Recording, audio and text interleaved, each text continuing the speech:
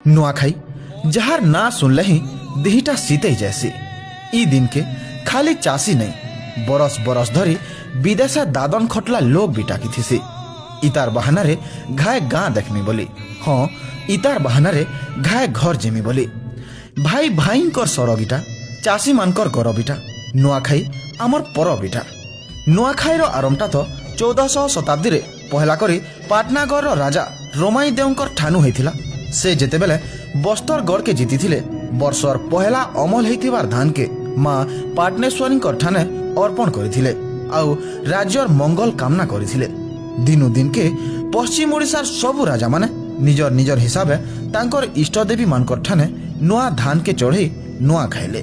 तेहरू फेर ठीक कराहेला जे भूदो मासर उजल पंचमी रे सबे नुआ खाएमा आउ जुहार भेटे उषद आनंदे सारा राइज दुलके देमा।